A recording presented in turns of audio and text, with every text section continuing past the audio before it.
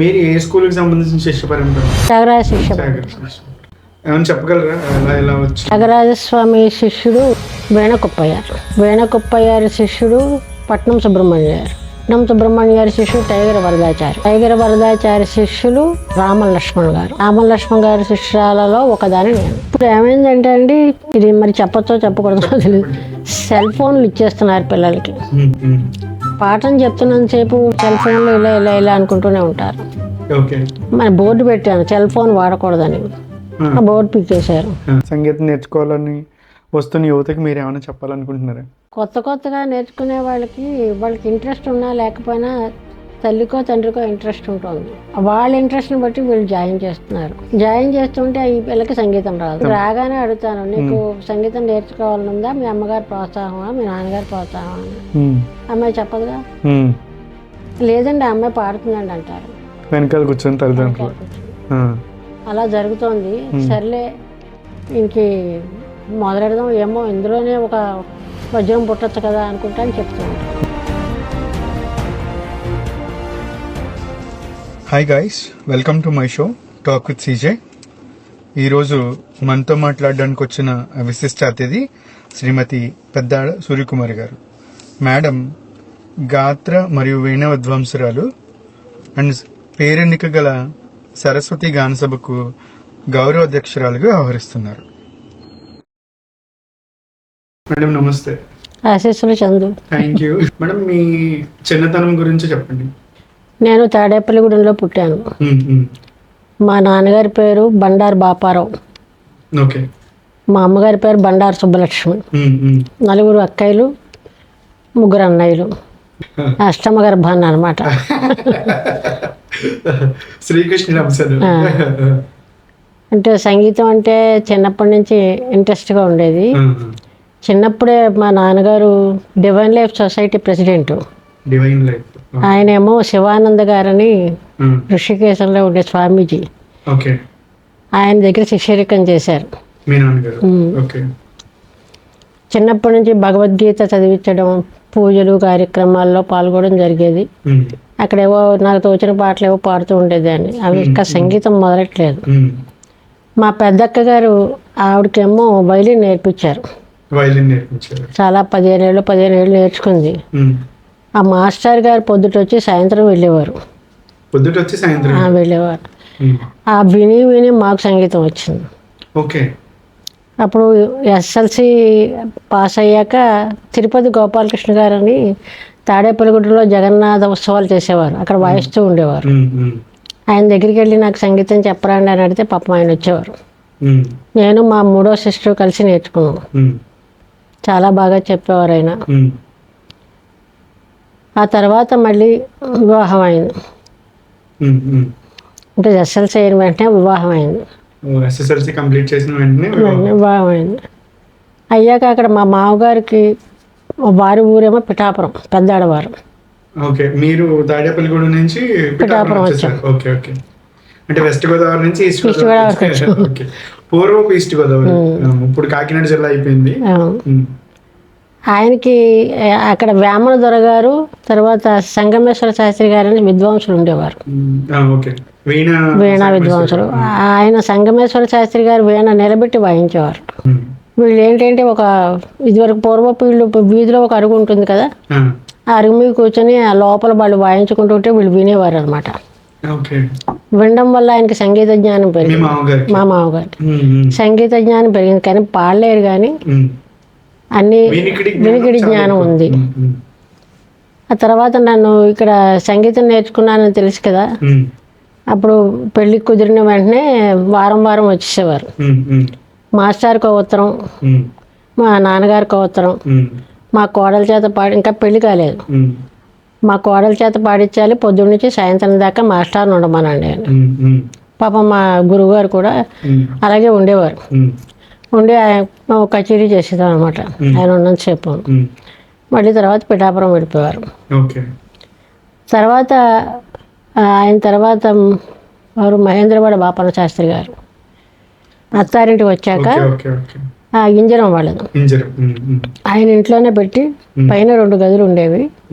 ఓ గది ఆయనకి ఇచ్చేసి సంగీతానికి అనమాట. ఓకే, అంటే మీ అత్తగారి వైపు బాగా ప్రోద్బలం ఉందన్నమాట అండి మీకు. మామగారు మీద. మామగారి వైపు అదే అత్తగారైనా మామగారు. అంటే ఆ సంగీతం గురించి ఇంట్లో అన్ని సౌకర్యాలన్నీ చూసేవారు. చూసి సంగీతం ఇంకా 18 గంటల సాధన. రోజుకి 18 గంటలు. పొద్దుటే కూర్చుంటే మళ్ళీ 7ంటికి తెల్లారికట్లు లేపేసేవారు 4 గంటలకి. ఆ తర్వాత 7 దాకా వేసి మళ్ళీ ఇంట్లో పని.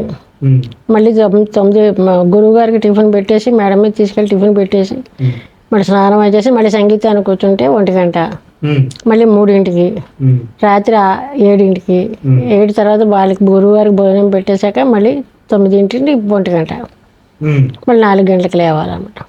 1 గంట మళ్ళీ 4 గంటలకు లేవాలి. ఆ గది ముందు కూర్చొని హార్మోనియం ఇలా వేస్తూ కూర్చునేవారు. మెలకు వచ్చేస్తుంది కదా, అలాగనమాట. అలా పాపం కన్న కూతురులాగా ఆయన చూసి సంగీతాన్ని ప్రోత్సహించారు. ఆయనే లేకపోతే మా మామగారు, ఎక్కడైనా మామగారు కోడలికి సంగీతం చెప్పించడం అనేది చాలా అరుదు. అదే అంటే మన భగవంతుడు అటువంటి మామగారిని ఇచ్చారు నాకు. అంత సపోర్ట్ ఆయనే చేశారు. తర్వాత మహేంద్రవాడ బాపన్న శాస్త్రి గారు కాలం చేశాక కంబంపాటి లక్ష్మీనారాయణ శాస్త్రి గారు, వారు కాకినాడలోనే ఉండేవారు, మేము పిఠాపురంలో ఉండేవాళ్ళం. తర్వాత టిఆర్ సుబ్రహ్మణ్యం గారు. టిఆర్ సుబ్రహ్మణ్యం గారు ఇలా కచేరీలకు వస్తున్నప్పుడల్లా మా ఇంట్లోనే ఉండేవారు. ఉండి 4 కీర్తనలు చెప్పడం, మళ్ళీ వెళ్ళడం జరిగింది. అలాగా కొన్నాళ్ళు ఆయన చెప్పారు. తర్వాత ఆయన ఢిల్లీలో ప్రొఫెసర్ కాలేజీకి దేనికో, ఇక్కడ రావడం తగ్గించాక బివి రామన్ లక్ష్మణ్ గారు వచ్చారు. ఇంకా వాళ్ళని తీసుకొచ్చి వాళ్ళని ఇంట్లో పెట్టి వాళ్ళని పోషించి వెళ్తే ఆయనేమో అమ్మాయి కచేరీలు చేస్తుంది కదా, నెలకోసారి వస్తూ ఉండని చెప్పి వాళ్ళు మైసూరు ఆస్థాన విద్వాంసులు మహారాజా వారి దాంట్లో వారు ఏమన్నారంటే, మాకు ఖాళీ అయినప్పుడు మాకు టెలిగ్రామ్ ఉండేవి ఇది వరకు. ఆ టెలిగ్రామ్ కొడితే ఈయనేమో ఈయన నెల్లాళ్ళు ఇక్కడ కూర్చొని పాటలు చెప్పేసి మళ్ళీ వెళ్ళిపోయారు. అప్పటికే ఏదో చిన్న చిన్న కచేరీలు చేస్తున్నాను, రేడియోలో కూడా పాడుతున్నాను.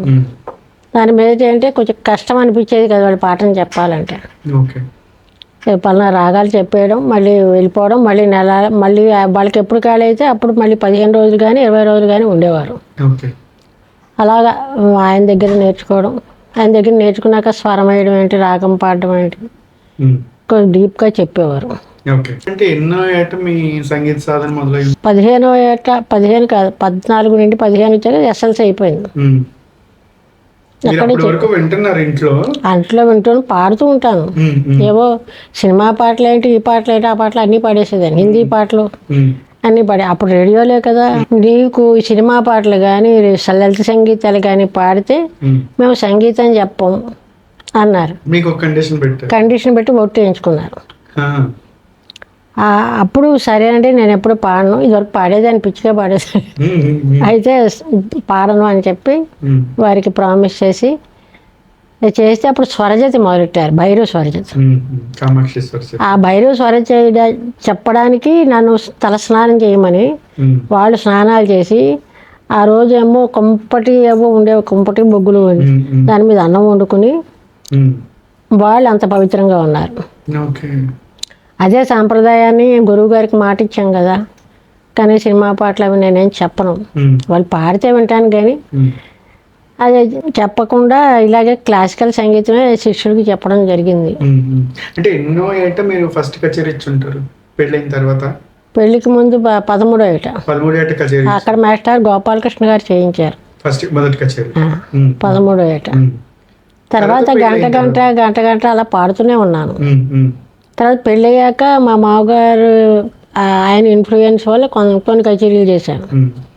ఆ తర్వాత అలాగా చేయడం జరిగింది. తర్వాత రాజమండ్రి బుగ్గా పాపయ్య శాస్త్రి గారు, అది ఎంతవరకు వెళ్ళాలంటే ఢిల్లీ దాకా వెళ్ళాను. ఢిల్లీ, చండీగఢ్, మెఘాత్పూర్, తర్వాత ఫారిన్ కంట్రీస్ అన్నీ 3 సార్లు వెళ్ళాను. అక్కడ కచేరీలు చేశాను. ఇంకా రమ్మని అక్కడ స్టూడెంట్స్ అడుగుతారు, కానీ నాకు అమెరికా వాతావరణం అది నచ్చలేదు. ఎందుకంటే సాటర్డే సండే కచేరీలు ఉంటాయి, ఎవరింట్లోనూ గెస్ట్గా పెడతారు. వాళ్ళ పాపం వర్కింగ్, భార్యాభర్త వర్కింగే కదా. మేమే ఉండాలి. ఉమ్, అందులో ఒక్కొక్కళ్ళ ఇంట్లో కుక్కలు ఉండేవి. ఉమ్, ఆ కుక్క అంటే భయం నాకు. ఉమ్, ఇక్కడే local students America, France, Canada, London, um. Australia ఈ దేశాలకు చెప్తున్నాను. ఆన్లైన్ పాఠాలు చెప్తున్నారు. ఆన్లైన్ పాఠాలు, లోకల్ పాఠం. ఉమ్, ఉమ్, అలాగా సినిమా పాటలు పాడే వాళ్ళలో అంజనా సౌమ్య, యువటూరు హరిణి, ఉమ్, ప్రవీణ్, తర్వాత నవిత, ఉమ్, ఇంకా గణేష్, వీళ్ళంతా కూడా పాడారు. ఉమ్. ఫస్ట్లో వచ్చిన వాళ్ళే వీళ్ళంతా.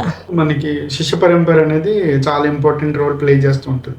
మీరు ఏ స్కూల్కి సంబంధించిన శిష్య పరంపర? త్యాగరాజ శిష్య త్యాగరాజ శిష్య. ఏమైనా చెప్పగలరా ఎలా ఎలా వచ్చి? త్యాగరాజస్వామి శిష్యుడు వేణకుప్పయ్యారు. వేణకుప్పయ్యారి శిష్యుడు పట్నం సుబ్రహ్మణ్య గారు. పట్నం సుబ్రహ్మణ్య గారి శిష్యుడు టైగర్ వరదాచారి. టైగర్ వరదాచారి శిష్యులు రామ లక్ష్మణ్ గారు. రామ లక్ష్మణ్ గారి శిష్యురాలలో ఒకదాని నేను. అంటే 6th పరంపర. ఓకే. డైరెక్ట్ త్యాగరాజ స్వామి త్యాగరాజ నుంచి ఆ లైన్ చూసుకుంటే ఆరోది అంటే ఒక శిష్యుడి శిష్యులు.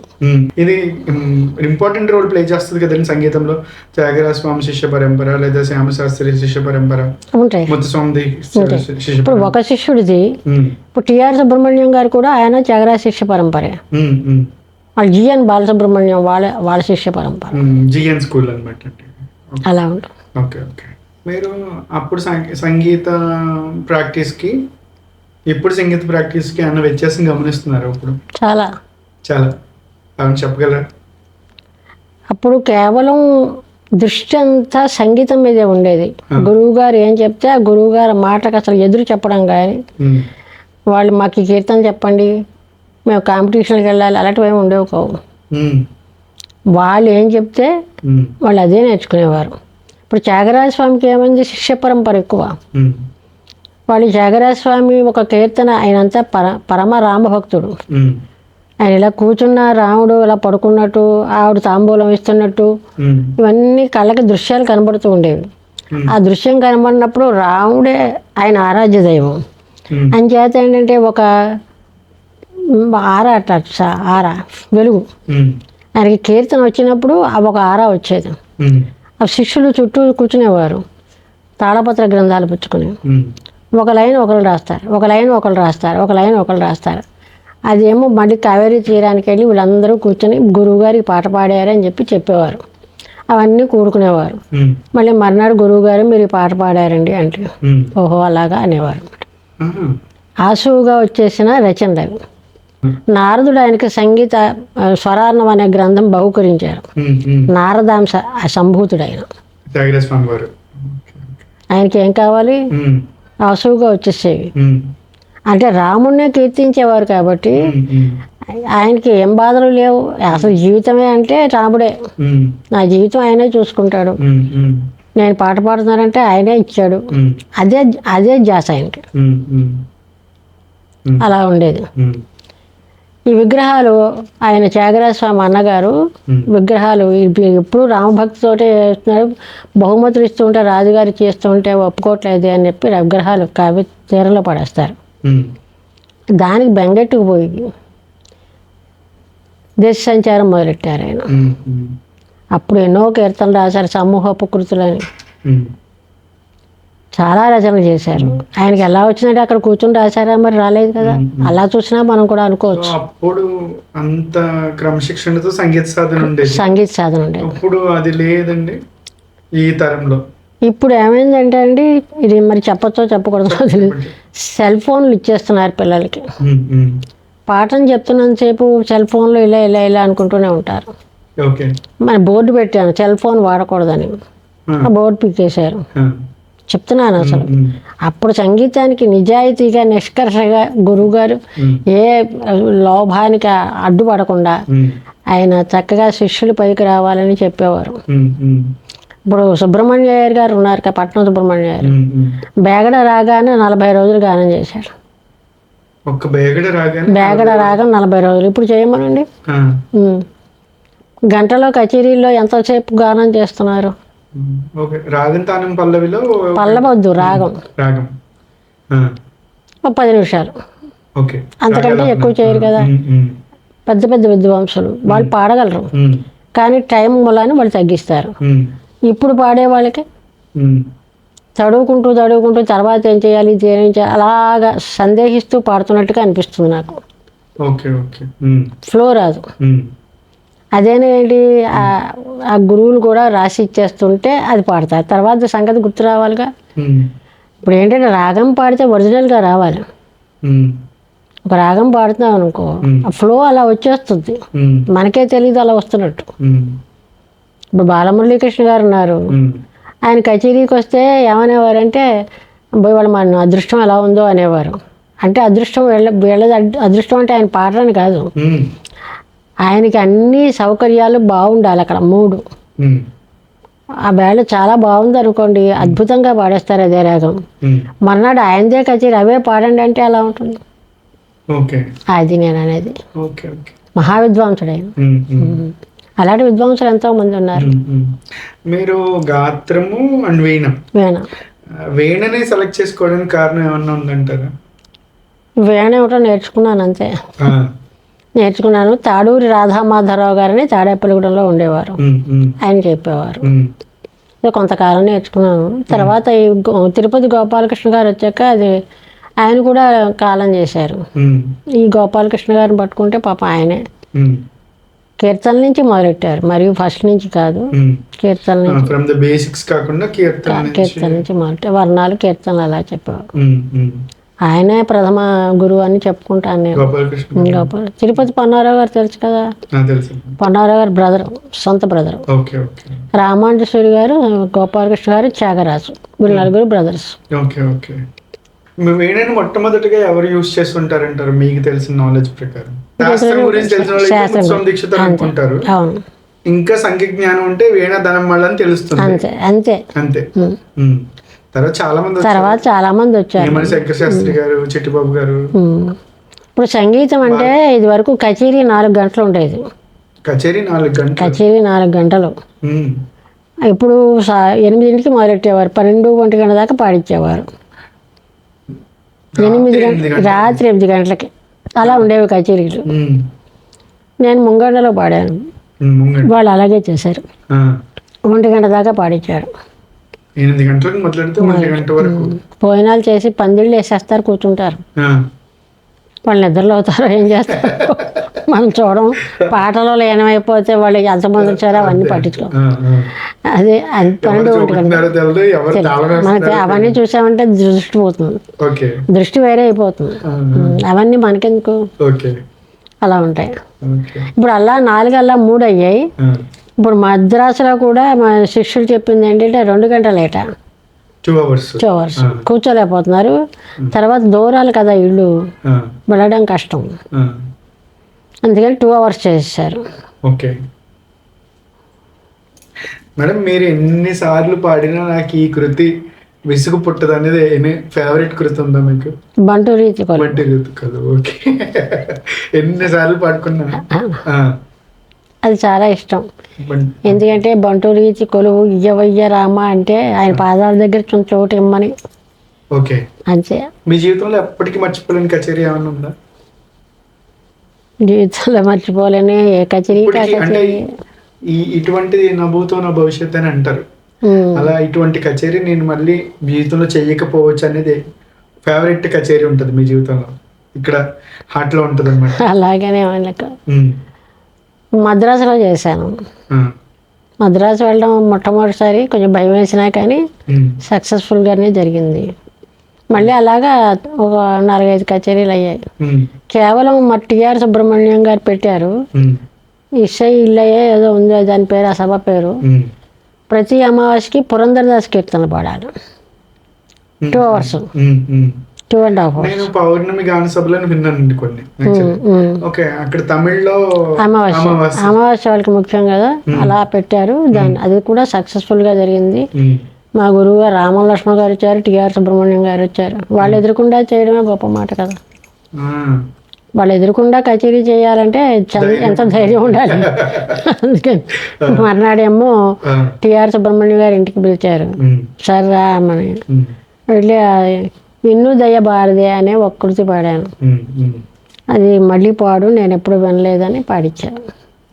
అంతకంటే ఆనందమే అంతే అంతే. నేను వినలేదని మీ గురువు గారు మళ్ళీ మీ చేత పాడించాను. విన్నారు, ఆయనకి నచ్చింది అది. అది జగదోద్ధారణ ఒకటి, జగదోద్ధారణ పురంధరదాస్కి.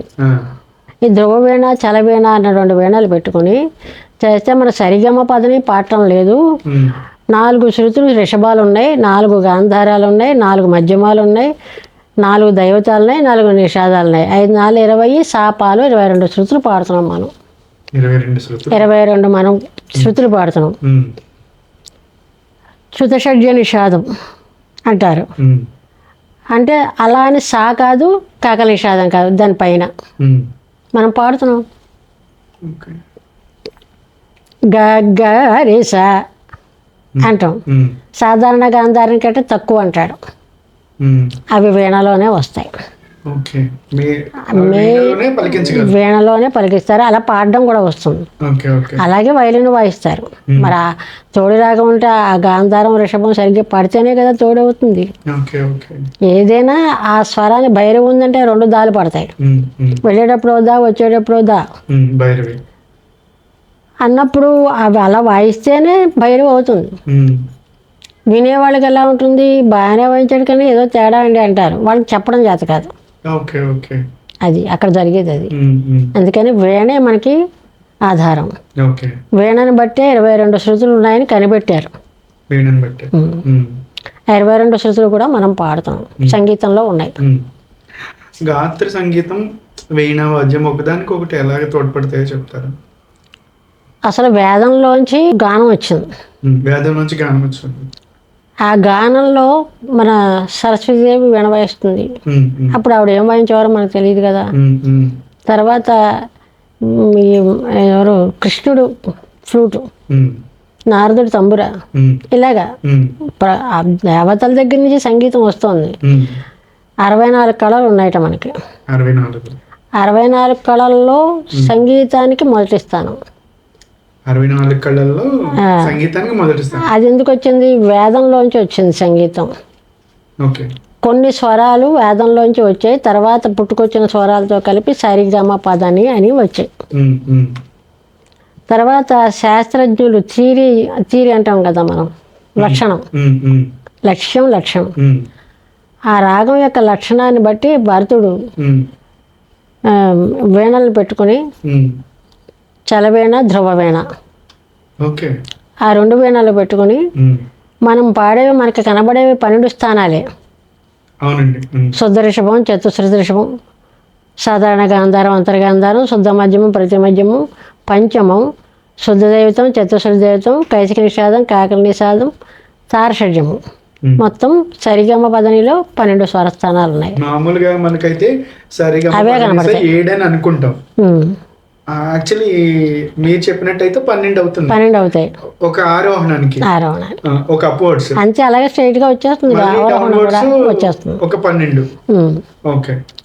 అలాగే ప్రతి విద్యార్థికి మీరు చెప్పారు కదా చతుశ్రుతి రిషభం లేదా అంతర్గాంధారం, ఇవన్నీ గుర్తుపట్టే జ్ఞానం ఉంటుందా? చెప్పాలి గురువు ఇప్పుడు శిష్యులు ఏమి రాకొస్తారు మన దగ్గర, వాళ్ళకి థియరీ కూడా చెప్పాలి.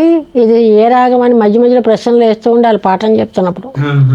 ఏ రాగం, ఏం తాళం, ఎన్ని క్రియలు, ఎలా వేస్తారు, లఘు అంటే ఏంటి, ధృతం అంటే ఏంటి అని ప్రశ్నలు వేయాలి. ఆ ప్రశ్నలు వేస్తూ ఉంటే వాళ్ళకి మైండ్లోకి వెళ్తుంది. ఏదో పాఠం చెప్పేసి నేను వదిలేస్తానంటే కుదరదు. ఆ రాగం పేరు చెప్పాలి వాళ్ళకి. చదవడం ఇప్పుడు ఇంగ్లీష్ స్టూడెంట్లు కదా, ఇంగ్లీష్లోనే క్లాసులు చెప్పాలి. ఇంగ్లీష్ అంటే రైటింగ్ ఇంగ్లీష్లోనే రాయాలి. తెలుగు వచ్చు కానీ ఇంగ్లీష్ స్కూళ్ళలో చదువుతుంటే తెలుగు ఉండట్లేదు వాళ్ళకి, తెలుగు జ్ఞానం లేదు. అంచేత వీళ్ళు విడమర్చి ఎప్పుడైనా చెప్పాలి, చెప్పకపోతే వాళ్ళకి తెలియదు. చెప్తూ మనం పాఠం చెప్పామనుకో వాళ్ళకి అర్థం అవుతుంది. సో ఆ గాత్రానికి వీణ అనుకరిస్తుంది అని చెప్పి, వీణ అనుకరించడం అంటే వేదంలోంచి ఇది సంగీతం వచ్చింది కాబట్టి రాబోయే తరాల్లో ఏం జరుగుతుందో కూడా ఆయన కొన్ని కీర్తనలో చెప్పారు. భవిష్యత్తు కూడా జనులు ఇలా ఉంటారు, జనులు ఇలా ఉంటారని కూడా కృతులు ఉన్నాయి. కొన్ని వేల కృతులు రాశారు, మనకు లభించినవన్నీ కొన్ని వేల మీద ఉంది. ఉమ్, అంటే ఆంగ్లేయుల పరిపాలనలో ఉమ్. వాళ్ళు మార్చింగ్ చేసేవారు, మ్యాచింగ్. లెఫ్ట్ రైట్ అని. ఆ లెఫ్ట్ రైట్ తీసుకుని ఒక 3 కీర్తనలు రాశారు. రమించు వారెవరు రా రఘోత్తమ నేను విన, తర్వాత ఇంకోటి ఏంటి శర శర సమరే, లెఫ్ట్ రైట్ దానికి నువ్వు అనుకుంటే లెఫ్ట్ రైట్ అంటే సరిపోతుంది తాళం. అలాగే 3 కీర్తనలు రాశారు. ఓకే. అంటే ఆ లెఫ్ట్ రైట్ బ్రిటిషర్స్ షోల్డర్స్ చేసే మార్చింగ్ రిథమ్ని బట్టి కంపోజ్ చేశారు. సూపర్. మీరు మేడం ఇప్పుడు 6 పదుల మీ వయసు 74 అంటే 8 పదులకి 8 దశాబ్దాలకి దగ్గరలో ఉన్నారు. ఈ 8 దశాబ్దాల్లో సంగీతంలో మార్పులన్నీ మీరు గమనిస్తున్నారా? చాలా ఉన్నాయమ్మా, చెప్పాలంటే చాలా ఉన్నాయి. పూర్వపు విద్వాంసులు ఆ సంగీతమే నమ్ముకుని అలా చేసుకునేవారు. ఇప్పుడు సంగీతం మీద దృష్టి కంటే ఇప్పుడు కొత్తగా ఏవో పెట్టేస్తున్నారు. ఏవో భజన్స్ అని, సినిమా పాటలని, అంటే యూత్ అనమాట. యూత్ అలాగా జుట్లు విరబోసేసుకుని భజన అంటే అది కాదు కదా. భజన ఎక్కడో ఒకటి కుదురుగా కూర్చొని చెయ్యాలి. అవి ఏ భగవంతుడినో మన ధ్యానిస్తూ చెయ్యాలి. ఇవన్నీ ఏంటంటే కొత్తగా వచ్చేసే సంగీతాలు అయిపోయాయి. దాని గురించి నేనేం చెప్పను. యూత్ ఎక్కువగా ఉన్నారు. గంతులు ఇవి కాలక్షేపాలు అయిపోతున్నాయి. ఏదో ముక్క పట్టుకుంటారు, ఇంకా అక్కడి నుంచి ఏవో అరుపులు, కేకలు, ఏలలు. అది సంగీత కచేరీ అవ్వదుగా, విధ్వంస కచేరీ అవుతుంది. సంగీత కచేరీ అంటే పెద్ద విద్వాంసులు వచ్చి కూర్చుంటారు, చేస్తారు, అంత. అదే సంగీత కచేరీ. మేడం మీరు ఇప్పుడు 74 సంవత్సరాలు అని అంటున్నారు. మీరు సంగీతం మొదలుపెట్టిన రోజుల్లో అప్పటికి ఇప్పటికి ఉమెన్స్కి ఇంపార్టెన్స్ పెరిగింది అంటారా? కచేరీల్లో కానీ, లేదా మీరు అప్పుడు ఎదుర్కొన్న సమస్యలు ఏమైనా ఉంటాయా? మీరు ఎంగగా ఉన్నప్పుడు స్టేజ్ మీదకి ఎక్కడానికి ఏం లేవు. అసలు చిన్నపిల్లలైనా గౌరవంగా చూసేవారు, పాపం పంపించేవారు, అంతా చేసేవారు. పాట పాడేసేవాళ్ళు, వచ్చేవాళ్ళు, మనకేమీ లేదు కదా. అలా ఎన్నో సభల్లో పాడాను, చాలా సభల్లో పాడాను. ఎక్కడా కూడా అవమానం అలాంటివి ఏం జరగలేదు నాకు. అందరూ అప్రిషియేట్ చేశారు. ఇప్పుడు అమెరికాలో అయితే అన్నమాచార్య కీర్తనలు, కేవలం అన్నమాచార్య కీర్తనలు పాడమని ఒక సభ. అక్కడ సభల పేర్లు చాలా వెరైటీగా ఉంటాయి. అవి ఎక్కడంటే సాక్రమెంటో, సియాటిల్లు, సాక్రమెంటో. అక్కడేమో అంతర్యామి పాడా. పాడినప్పుడు అదొక అనుభవం. ఇందాక వడిగావే, అది అంతర్యామి పాడేసరికి అందరూ ఏడుపులు మొదలెట్టారు. వాళ్ళకి అర్థం జరిగింది నాకు. అంటే ఎమోషనల్గా ఆ రోజు నాకు ఎమోషనల్గా పాడాను. అంటే లీనమయ్యి తన్మయత్వంతో పాడాను. ఫ్లోరిడాలో కచేరీ చేశాను. చేస్తే సత్యసాయి బాబా గారి దగ్గర పాడాను, కానీ ఆయన సమక్షంలో పాడలే. ఎప్పుడు కూడా నాకు సత్యసాయి బాబా గారు పువ్వులు ఎట్టడం అది ఏమీ లేదు నాకు. ఎందుకో అలా వచ్చింది. సత్యసాయి బాబా గారి దగ్గర పాడాను, కానీ మీ సమక్షంలో నాకు ఎందుకు రావట్లేదంటే, అక్కడ వెళ్ళిన 14 కచేరీలు చేశాను. 14 ఏళ్లలోనూ సత్యసాయి బాబా ఫోటో ఉంది. ఆయనే చూపించాడు, ఫ్రిడ్జ్కో లేకపోతే ఎక్కడో పెట్టి ఇంత చిన్న ఫోటోలు. సరే, అంతా బాగానే ఉంది, నీ సమక్షంలో ఎందుకు ఇవ్వట్లేదని అనుకున్నాను. First Florida. ఆ ఫ్లోరిడా పాడినప్పుడు ఉయ్యాలలో గుమా శ్రీ సత్య సాయి అనే పాట పాడాను. అది కూడా రామకృష్ణ గారు ఎవరో వైలిన్ వాయించారు అని చెప్పానుగా. ఆ పాటలో లీనమైపోయి పాడతాను, నాకు అదొక అలవాటు.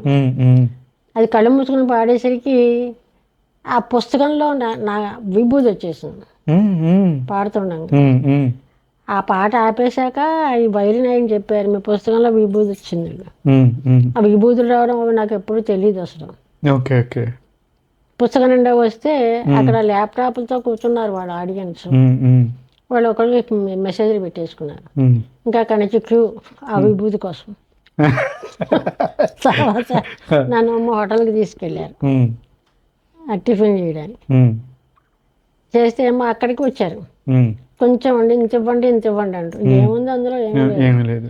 సరే ఇంత మహత్వం ఉంది కదా అని చెప్పి ఇంత ఇంత ఇచ్చాను ముగ్గురు పిల్లలకి పెట్టడానికి. మేడం మీరు చాలా మంది శిష్యులను తయారు చేసి ఉంటారు కదా, అంటే ఫారెన్ వెళ్ళి సెటిల్ అయిపోయిన వాళ్ళు, లేకపోతే ఇక్కడే సినీ ఇండస్ట్రీలో ఉండి చాలా మంది, అలాంటి వాళ్ళ పేర్లు కొంచెం చెప్తారా? సినిమా ఫీల్డ్కి వచ్చి క్లాసికల్ నేర్చుకున్నారు, డిప్లొమాలు పాస్ అయ్యారు. మ్మ్. వాళ్ళల్లో అంజనా సౌమ్య, మ్మ్. యువటూరి హరిణి, మ్మ్. ఈ ప్రవీణ్ కుమార్, మ్మ్. అంటే వాళ్ళు ఇండియాలోనే ఉన్నారు. వాళ్ళ అమ్మాయి సౌమ్య మాత్రం అమెరికాలో ఉంది. అంజనా సౌమ్య. ఆ తర్వాత నవిత అన్న అమ్మాయి, మ్మ్. గణేష్, మ్మ్. ఇంకా కొంతమంది పాడారు. కొంతమంది 10లోను 18లోను అలా ఎలిమినేట్ పై వచ్చేసారు. చాలామంది పాడారు. పాడతా తీగ ఏంటి, సూపర్ సింగర్ ఏంటి, చాలామంది పాడారు. మ్మ్. మ్మ్. ఓకే మేడం, మీరు చిన్నప్పటి నుంచి చాలా మంది పిల్లల్ని అక్కని చేర్చుకొని వాళ్ళకు ఒక స్టాండర్డ్ వచ్చేంత వరకు, అంటే ఒక కచేరీ వరకు సంగీతం చెప్తూ ఉంటారు. వాళ్ళు కచేరీ వచ్చాక షైన్ అవ్వడం కోసం ఇంకో గురువు దగ్గరికి వెళ్ళిపోతూ ఉంటారు. అంటే నేను చూసాను చాలా మందిని వెళ్ళిపోయి మాకు ఆ గురువు గారే చెప్పారు చిన్నప్పటి నుంచి అని చెప్తూ ఉంటారు. అలాంటప్పుడు మీకు ఏమనిపిస్తుంది? అలా ఎవరైనా ఉన్నారా మీకు శిష్యులు? ఇక్కడ ఉన్నారు, ఎక్కడైనా ఉంటారు అలాగా. కానీ అది మంచి పద్ధతి కాదు. ఒక గురువుని నమ్ముకున్నాక గురువు మీద విశ్వాసం ఉండాలి. గురువు అంటే ఏంటి? ఒక మంచి మార్గాన్ని చూపించే గురువు. ఆ గురువుని వదిలేసి ఇంకో గురువు దగ్గరికి వెళ్ళిపోయి, ఇంకో అది నచ్చలేదని ఇంకో గురువు దగ్గరికి వెళ్ళిపోయి అలా చేయకూడదు. ఇప్పుడు గురువు ఒక కీర్తన చెప్పి కచేరీ స్టాండర్డ్ వరకు తీసుకొస్తారు. తీసుకొచ్చినప్పుడు తర్వాత గురువు ఏం చేస్తారు? ఇంకేం చెప్పడానికి ఉంటుంది? కొత్త కీర్తనలు చెప్తారు. మెరుగులు దిద్దడం ఉంటుంది అంతే. మెరుగులు దిద్దాలంటే వాళ్ళకి టైము. ఇప్పుడు గురువులకు టైమే లేదు కదా. వాళ్ళు ఉద్యోగాలు చేస్తున్నారు. గంటలు గంటలు కూర్చోబెట్టి క్లాసులు చెప్పడానికి ఉండదు. వాళ్ళు రికార్డ్ చేసి ఇచ్చేస్తున్నారు. కొంతమంది రికార్డ్ చేస్తే వచ్చేసి వీళ్ళు గ్రాప్ చేసేంత పవర్ వీళ్ళకు ఉందా? అందుకని ఏంటంటే గురువు ఎవరైతే ఒక మంచి గురువుని ఎన్నుకుని అక్కడ చేరి వాళ్ళు చెప్పినట్టు చెయ్యాలి. ఊరు ట్రాన్స్ఫర్ అయిపోయింది అనుకోండి, విదేశాలు వెళ్ళిపోయారు అనుకో, వాళ్ళ ఇష్టం ఇంకో గురువు దగ్గర. కానీ ప్రథమ గురువుని మాత్రం మర్చిపోకూడదు. అంటే మీకు ఓనమాలు దిద్దిన గురువు కానీ ఓనమాలు దిద్దడం కృతుల వరకు వస్తారు. ఏదో అక్కడ గురువేమో ఈ పిల్లని పాడించడం అన్నీ చేయటం చేస్తారు. మరి అప్పుడు కచేరీ అయింది కదా వాళ్ళకు కూడా. అలాగా 7-8 కచేరీలు చేస్తారు కదా. అప్పుడు ఇంకో గురువు దగ్గరికి వెళ్తారు. ఇంకేం చేయాలి? వీళ్ళు సాధన చేసుకోవాలి. సాధన చేసి సాధనలోనే అంత ముందుకెళ్ళడం అవుతుంది. ఎంతసేపు విపరీత సాధన. గురువు 1 గంట పాఠం చెప్తే ఒక 30 గంటలు వీళ్ళు చెయ్యాలి. సంగీత సాధన ఇంత సమయం చెయ్యాలి అన్న కొలమానం ఏమన్నా ఉందండి? కొలమానం అని కాదు, ఎక్కువ సాధన చేయాలి వాళ్ళ టైంని బట్టి. ఇప్పుడు అందరికీ ఇప్పుడు ప్రస్తుత పరిస్థితుల్లో లేడీస్ కూడా ఉద్యోగాలు, పొద్దుటేళ్ళ వాళ్ళు సాయంత్రం వస్తారు. పాపం వాళ్ళకి సంగీతం నేర్చుకోవాలని ఉంటుంది. ఇంట్లో అత్తగారు, మామగారు, పిల్లలు వీళ్ళందరికీ చేసి పెట్టాలి. చేసి పెట్టి టైం ఉంటే 1 గంట చేస్తారు. అంతకంటే ఎక్కువ చేయలేరు కదా. వాళ్ళకి తీరిక ఎప్పుడు దొరుకుతుంది? ఆదివారం. ఆదివారం మరి కనీసం 4 గంటలైనా, పొద్దుట 2 గంటలు, సాయంత్రం 2 గంటలైనా టైం పెట్టుకుని చెయ్యాలి. అది క్రమశిక్షణ. మీరు ఇప్పుడు కొత్తగా నేర్చుకోవాలని, సంగీతం నేర్చుకోవాలని వస్తున్న యువతకి మీరు ఏమైనా చెప్పాలనుకుంటున్నారా? కొత్తగా నేర్చుకునే వాళ్ళకి ఇంట్రెస్ట్ ఉన్నా లేకపోయినా తల్లికో తండ్రికో ఇంట్రెస్ట్ ఉంటుంది. వాళ్ళ ఇంట్రెస్ట్ని బట్టి వీళ్ళు జాయిన్ చేస్తున్నారు. జాయిన్ చేస్తుంటే ఈ పిల్లకి సంగీతం రాదు. ఓకే, వచ్చిన పిల్లలకి సంగీతం రాగానే అడుగుతాను, నీకు సంగీతం నేర్చుకోవాలనుందా? మీ అమ్మగారి ప్రోత్సాహమా, మీ నాన్నగారి ప్రోత్సాహమా అని. అమ్మాయి చెప్పదుగా. లేదండి అమ్మాయి పాడుతుందండి అంటారు. వెనకాల కూర్చొని తల్లిదండ్రులు కూర్చొని అలా జరుగుతోంది. సర్లే ఇంక మొదలెడదాం, ఏమో ఇందులోనే ఒక వజ్రం పుట్టచ్చు కదా అనుకుంటా అని చెప్తూ ఉంటాను. మేడం, నేను ఒక నానుడి విన్నాను, సంగీతం చెప్పే వాళ్ళ బ్రతుకు జీవితాంతం సాపాసాలనుకోవడం అని. సాపాసాలంటే మన జీవితం ఎంతవరకు భగవంతుడు ఇస్తాడు. మనం ఇచ్చింది కదా, మన కంఠం భగవంతుడు ఇచ్చాడు, అవును, అవయవాలు భగవంతుడు ఇచ్చాడు, లోపల మిషన్ భగవంతుడు ఇచ్చాడు. ఆ భగవంతుడు ఆ మిషన్ బాగున్నంతకాలం ఉంటాం. ఆపేసాడు అనుకో పోతాం. ఎవరైనా మరి హనుమాచార్యులు అదేగా చెప్పాడు, పుట్టుటయు నిజము పోవుటయు నిజము. పుట్టడం అనుమానం, పుట్టాక పోవడం అవుతుంది. నాకేం నిశ్చింతగా ఉంటాను. క్లాస్కి వస్తారు, పిల్లలకి పాఠాలు చెప్పేస్తారు, మనసులో ఏం ఉండదు. ఆ పిల్లని ఇలా పాడుతోంది, ఈ అమ్మాయిని ఎలా తీసుకురావాలి, ఇదే ఆలోచన. ఓకే. కళలు కూడా నాకు భగవంతుడే కళకు వస్తాడు, మనుషులు ఒక్కళ్ళు ఇంతవరకు రాలే అని ప్లెయిన్గా ఉంటా. ఎవరితోటి ఇంటికి వెళ్ళి కబుర్లు చెప్పడాలు, అక్కర్లేని మాటలు మాట్లాడడం అది ఉండదు. ఇప్పుడు ప్రస్తుతం చాగంటి కోటేశ్వరరావు గారు చాలా అంటే ఒక ఇంపార్టెంట్ రోల్లో ఉన్నారు. సో ఆయన చాలా ప్రవచనాల్లో మా అక్క పెద్దడి సూర్యకుమారి గారు అని చెప్తుంటారు. ఏమిటది అసలు? భగవంతుడు ఇచ్చిన తమ్ముడు, నాకు తమ్ముడు లేరు, చాలా ఇష్టం నాకు. నేను అక్క అక్క అని పిలుస్తుంటే అంటే నాకు మరి పెద్దాపురంలో ఒకరికొకరు తెలియదు నాకు. పెద్దాపురంలో కూడా పనిచేశారు. అక్కడ బ్రాహ్మణ సేవా సంఘం అంటే వాళ్ళు సన్మానం చేశారు ఆయనకు, నాకు, మీకు. ఆయన తెలియదు నాకు. అయితే ఆ బ్రాహ్మణ సేవా సంఘం సన్మానం అయ్యాక సన్మాన పత్రం ఏదో ఆయన ఉపన్యాసం ఇచ్చారు. ఇస్తే ఇంటికి వెళ్ళి ఆయన ఎవరో బాగా చెప్తున్నారని అన్నాను ఈయనతోటి. అవునవును అన్నారు. తర్వాత నెమ్మదిగా పరిచయం అయింది. ఆయనే ఇక్కడ మన అయ్యప్ప స్వామి గుడిలో ప్రవచనాలు చెప్పేవారు. నేను అప్పటి నుంచి కూడా అక్క అక్క అంటే పిలవడం మొదలెట్టాడు. మా అక్కను చూసినట్టుంది, మా అక్కను చూసినట్టుంది. అలాగే ఇద్దరం దగ్గర అయ్యాం, అక్క తమ్ముడు లాగా. ఆయన అంటూ ఉంటారు, మన తల్లులు వేరు కానీ మన ఇద్దరం గత జన్మలో అక్క తమ్ముళ్ళం అయ్యి ఉంటామమ్మా అని. నేను ఏమంటే అంటాను, ఆయన ఏమంటే అంటారు, రాజులు అనుకుంటారు మన ఇద్దరిని చూసి అనుకుంటారు. పక్కన కూర్చుంటే ఆ జోకులు బాగానే వేస్తారు. చలోక్తులు బాగుంటాయి అనమాట. తర్వాత భగిని చేస్తా భోజనం అని దీపావళి వెళ్ళిన 2వ రోజు ప్రతి సంవత్సరం వస్తారు మీ ఇంటికి. ఆయన ఆవిడ కూడా భోజనానికి వస్తారు. భోజనానికి వస్తారు. చాలా అదృష్టం మీకు యాక్చువల్లీ. రాకుండా ఎప్పుడు ఏ సంవత్సరం లేరు. మేడం, మీకు బాగా నచ్చిన వీణ విద్వాంసులు ఎవరైనా ఉన్నారా? వీళ్ళ వాద్యం బాగుంటుంది, లేదా వీళ్ళ వాదన వీణా వాదన సేమ్ పాడినట్టు వస్తుంది అనే విద్వాంసులు ఎవరైనా ఉన్నారా? అది శంకర శాస్త్రి గారి బాగుంటుంది. ఏమని శంకర్? తర్వాత చిట్టుబాబు. ఓకే. పాట పాటలాగా ఉంటుంది. ఓకే. సాహిత్యం అంటే పాడుతున్నట్టుగా ఉంటుంది. ఓకే. మీటు వినిపిస్తుంది అనమాట. సాహిత్యం వినిపిస్తుంది. సాహిత్యం అనమాట, సాహిత్యమే. కొంతమంది అయితే స్వరమే టకటక మన స్పీడ్ ఎక్కువ. అసలు వీణలోంచి పాట వచ్చింది అంతే కదా. ఆ వీణ వాయిస్తున్నట్టుగా వాయించేవారు ఏమన్నా శంకర శాస్త్రి, చిట్టిబాబు. మీకు చాలా మంది శిష్యులు ఉన్నారు కదా? వేల మీద. మీరు ఐ థింక్ రీసెంట్గా లైఫ్ అచీవ్మెంట్ అవార్డు కూడా తీసుకున్నారు, సరస్వతి గాన సభ. దాని గురించి ఏమైనా చెప్తారా? వాళ్ళే మన లక్కరాజు సత్యనారాయణ గారు ఫోర్స్ చేసి నాకంత ఇది లేదండి వద్దు నాకు అన్నా కూడా ఆ సరస్వతి గాన సభ సభ్యులందరూ ఇంటికి వచ్చేసారు. నచ్చ చెప్పారు సిఎస్ గారు వీళ్ళంతా. అలా కాదండి మీకు సూటబుల్ ఇది అని చెప్పి ఏదో చెప్పారు. ఇంకేం మాట్లాడలేకపోయాను. అది దీనికి అందరికీ కారణం లక్కరాజు సత్య అంటే టిక్కు గారు. ఓకే.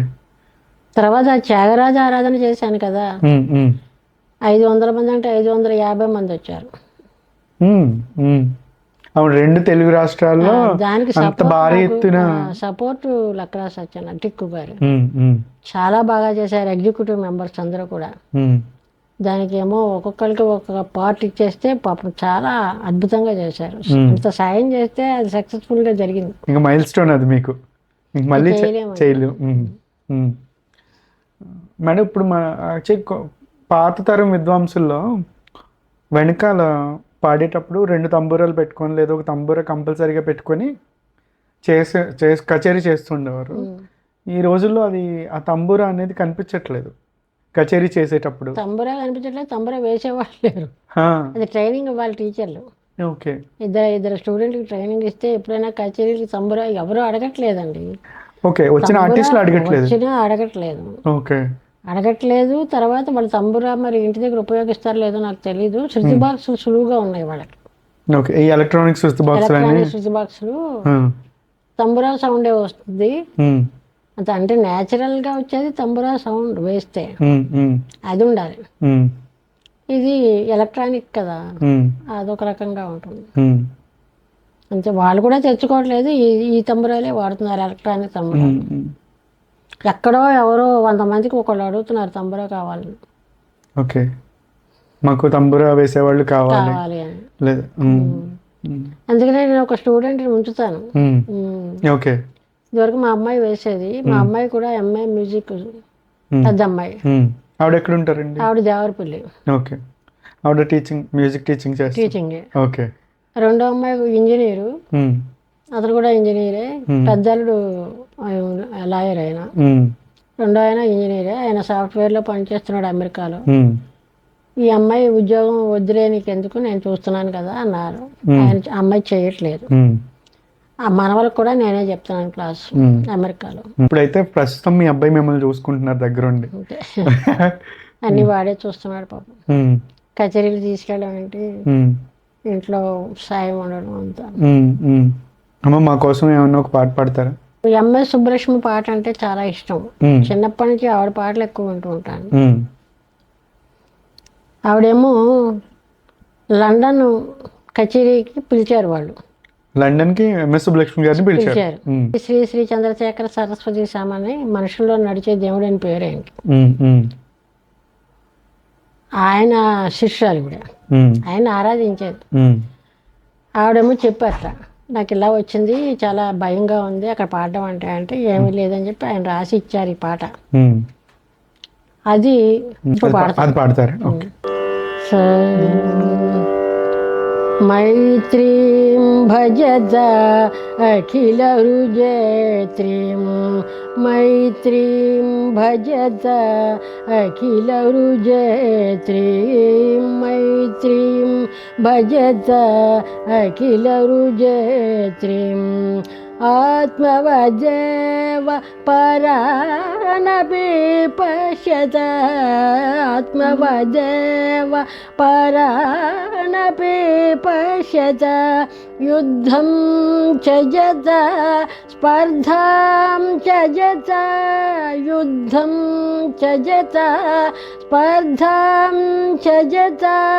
త్యజత పరేష్వ క్రమమాగ్రమణం, త్యజత పరేష్వ క్రమమాగ్రమణం. మైత్రీం భజత అఖిల హృజయత్రీం, మైత్రీం భజత అఖిల హృజయత్రీం. జననీ పృథివీ కామదుఃఖాతే, జననీ పృథివీ కామదుఃఖాతే. జనకో దేవః సకల దయాళో, జనకో దేవః సకల దయాళో.